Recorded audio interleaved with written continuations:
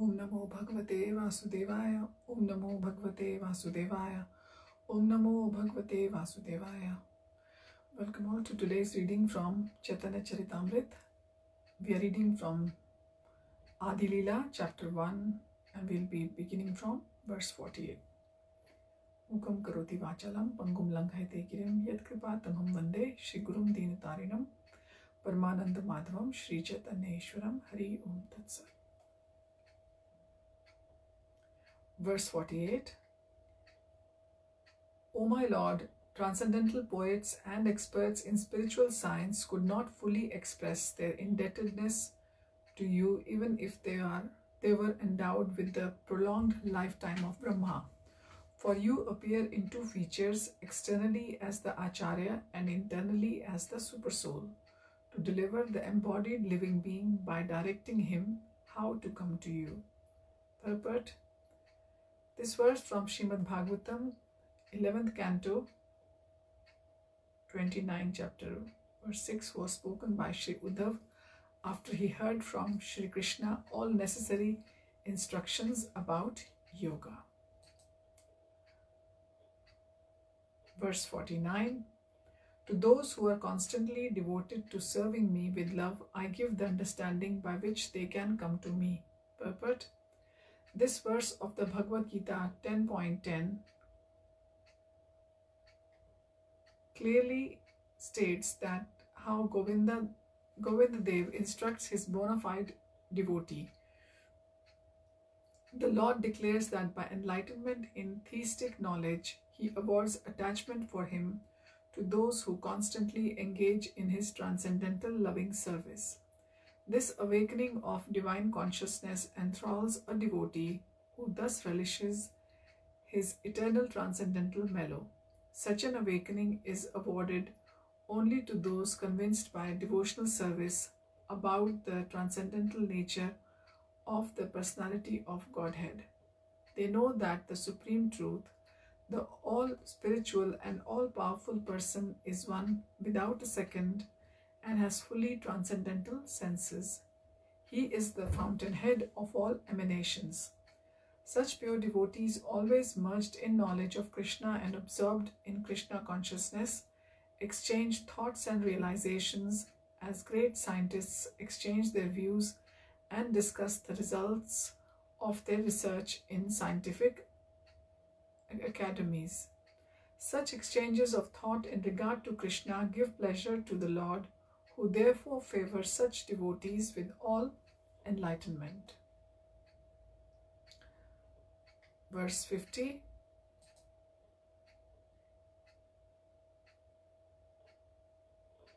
The Supreme Personality of Godhead, Swayam Bhagavan, taught Brahma and made him self-realized. The English maxim that God helps those who help themselves is also applicable in the transcendental realm. There are more instances in the revealed scriptures of the personality of Godhead's acting as the spiritual master from within. The personality of Godhead was the spiritual master who instructed Brahma, the original living being, in the cosmic creation. When Brahma was first created, he could not apply his creative energy to arrange the cosmic situation. At first, there was only sound, vibrating the word tapa, which indicates the acceptance of hardships for spiritual realization. Refraining from the sensual enjoyment, one should voluntarily accept all sorts of difficulties for spiritual realization. This is called tapasya. An enjoyer of the senses can never realize God, godliness, or the science of theistic knowledge. Thus, when Brahma, initiated by Shri Krishna by the sound vibration tapa, engaged himself in acts of austerity, by the pleasure of Vishnu, he was able to visualize the transcendental world, Shri Vaikuntha, through transcendental realization. Modern science can communicate using material discoveries such as radio, television, and computers, but the science invoked by the austerities of Shri Brahma, the original father of mankind, was still more subtle. In time, material scientists may also know how we can communicate with the Vaikuntha world. Lord Brahma inquired about the potency of the Supreme Lord, and the personality of Godhead answered his inquiry in the following 6 consecutive statements. These instructions, which are reproduced from Srimad Bhagavatam 2.9.31 to 36, were imparted by the personality of Godhead acting as the Supreme Spiritual Master. Excuse me. Verse 51. Please hear attentively what I shall speak to you, for transcendental knowledge about me is not only scientific but also full of mysteries. Purport. Transcendental knowledge of Sri Krishna is deeper than the impersonal knowledge of Brahman, for it includes knowledge of not only his form and personality, but also everything related to him. There is nothing in existence not related to Sri Krishna. In a sense, there is nothing but Sri Krishna, and yet nothing is Sri Krishna save and except his primeval personality. This knowledge constitutes a complete transcendental science, and Vishnu wanted to give Brahmaji full knowledge about that science. The mystery of this knowledge culminates in personal attachment to the Lord, with the resulting effect of detachment from anything non-Krishna. There are 9 alternative transcendental means of attaining this stage: hearing, chanting, remembering, serving the lotus feet of the Lord, worshipping, praying, assisting, fraternizing with the Lord, and sacrificing everything for him. These are different parts of the same devotional service, which is full of transcendental mystery. The Lord said to Brahma that since he was pleased with him by his grace, the mystery was being revealed. Verse 52. By my causeless mercy he be enlightened in truth about my personality, manifestations, qualities, and pastimes. Purport. The transcendental personal forms of the Lord are a mystery, and the symptoms of these forms, which are absolutely different from anything made of mundane elements, are also mysterious. The innumerable forms of the Lord, such as Shyamasundar, Narayan, Ram, and Gaurasundar, the colors of these forms, white, red, yellow, cloud-like Shyama, and others, his qualities as the responsive personality of Godhead to pure devotees, and as impersonal Brahman to dry speculators. His uncommon activities like lifting Govardhan Hill, marrying more than 16,000 queens at Dwarka, and entering the Rasa dance with the damsels of Vraja, expanding himself in as many forms as there were damsels in the dance. These and innumerable other uncommon acts and attributes are all mysteries, one aspect of which is presented in the scientific knowledge of the Bhagavad Gita, which is read and adored all over the world by all classes of scholars. With as many interpretations as there are empiric philosophers, the truths of these mysteries was revealed to Brahma by the descending process without the help of the ascending one. The Lord's mercy descends to a devotee like Brahma, and through Brahma to Narad, from Narad to Vyas, from Vyasdev to Shukadev, and so on in the bona fide chain of disciplic succession. We cannot discover the mysteries of the Lord by our mundane endeavors. They are only revealed by his grace to the proper devotees. These mysteries are gradually disclosed to the various grades of devotees in proportion to the gradual development of their service attitude. In other words, impersonalists who depend upon the strength of their poor fund of knowledge and morbid speculative habits without submission and service in the forms of hearing, chanting, and others mentioned above, cannot penetrate to the mysterious region of transcendence, where the supreme truth is a transcendental person, free from all tinges of the material elements. Discovering the mystery of the Lord eliminates the impersonal feature realized by common spiritualists who are merely trying to enter the spiritual region from the mundane platform. Verse 53. Prior to the cosmic creation, only I exist and no phenomena exist, either gross, subtle, or primordial. After creation, only I exist in everything, and after annihilation, only I remain eternally. Purport. Aham means I, therefore the speaker who is saying Aham, I must have his own personality. The Mayavadi philosophers interpret this word Aham as referring to the impersonal Brahman. The Mayavadis are very proud of their grammatical knowledge, but any person who has actual knowledge of grammar can understand that Aham means I and that I refers to a personality. Therefore, the personality of Godhead speaking to Brahma uses Aham while describing his own transcendental form. Aham has a specific meaning. It is not a vague term that can be whimsically interpreted. Aham, when spoken by Krsna, refers to the Supreme Personality of Godhead and nothing else. Before the creation and after its dissolution, only the Supreme Personality of Godhead and his associates exist.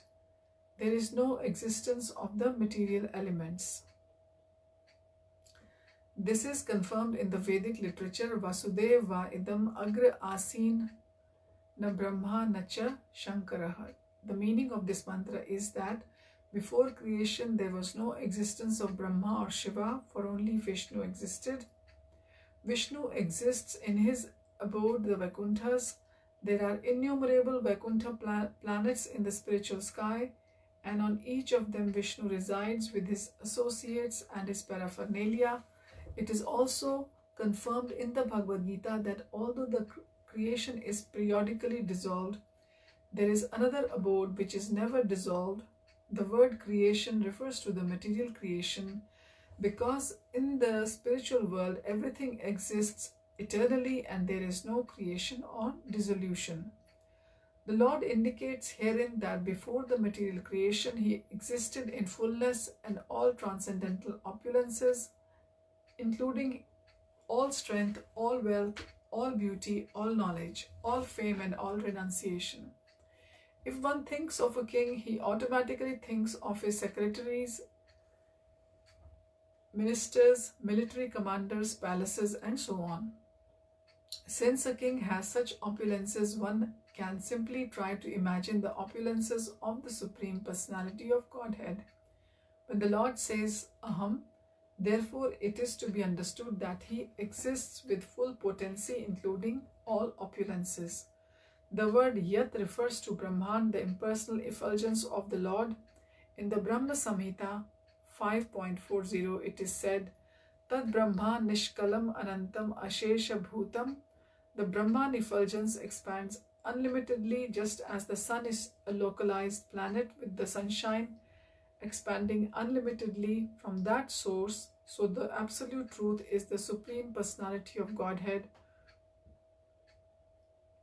With his effulgence of energy, Brahman expanding unlimitedly, from that Brahman energy the creation appears, just as a cloud appears in sunshine. From the cloud comes rain, from the rain comes vegetation, and from vegetation comes fruit and flowers, which are the basis of subsistence for many other forms of life. Similarly, the effulgent bodily luster of the Supreme Lord is the cause of the creation of infinite universes. The Brahman effulgence is impersonal, but the cause of that energy is the Supreme Personality of Godhead.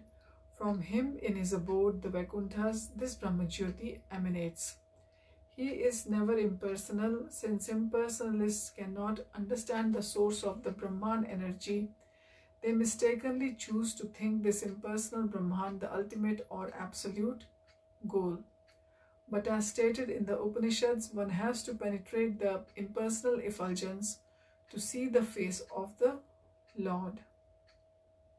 If one desires to reach the source of the sunshine, he has to travel through the sunshine to reach the sun and then meet the predominating deity there. The absolute truth is the Supreme Person Bhagwan, as Srimad Bhagavatam explains. Sat means effect, Asat means cause, and Param refers to the ultimate truth, which is transcendental to cause and effect. The cause of the creation is called Mahat Tattva or total material energy, and its effect is the creation itself. But neither cause nor effect existed in the beginning. They emanated from the Supreme Personality of Godhead, as did the energy of time. This is stated in the Vedanta Sutra, Janmadi Asya Yataha. The source of birth of the cosmic manifestation or Mahat Tattva is the personality of Godhead. This is confirmed throughout Srimad Bhagavatam and Bhagavad Gita.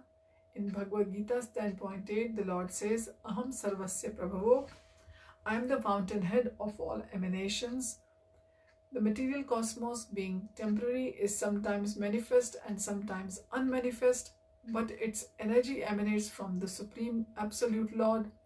Before the creation, there was neither cause nor effect, violence and energy. The word Paschad Aham indicate that the Lord exists after the dissolution of the cosmic manifestation. When the material world is dissolved, the Lord still exists personally in the Vaikunthas. During the creation, the Lord also exists as he is in the Vaikunthas, and he also exists as the Supersoul within the material universes. This is confirmed in the Brahma Samhita 5.37. Golok eva nivasati. Although he is perfectly and eternally present in Golok Vrindavan, in Vaikuntha he is nevertheless all-pervading. Akhilatma Bhutaha. The all-pervading feature of the Lord is called the Supersoul. In the Bhagavad Gita it is said, Aham Kritsanasya Jagataha Prabhavaha. The cosmic manifestation is a display of the energy of the Supreme Lord. The material elements earth, water, fire, air, ether, mind, intelligence and false ego display the inferior energy of the Lord, and the living entities are his superior energy. Since the energy of the Lord is not different from him, in fact everything that exists in Krishna is his impersonal feature.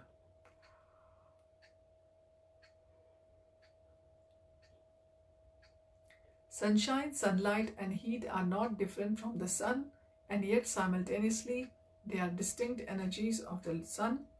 Similarly, the cosmic manifestation and the living entities are energies of the Lord, and they are considered to be simultaneously one with and different from him.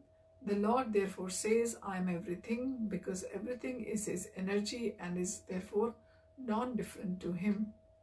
Yo Vashishyeta so Smi Aham indicates that Lord is the balance that exists after the dissolution of the creation. The spiritual manifestation never vanishes. It belongs to the internal energy of the Supreme Lord and exists eternally. When the external manifestation is withdrawn, the spiritual activities in Golok and the rest of the Vaikunthas continue, unrestricted by material time, which has no existence in the spiritual world. Therefore, in Bhagavad Gita 15.6, it is said, Yad gatva na nivartante tad dhama paramam mama. The abode from which no one returns to this material world is the supreme abode of the Lord. So, we'll continue from here on next time. Thank you for joining. Hare Krishna.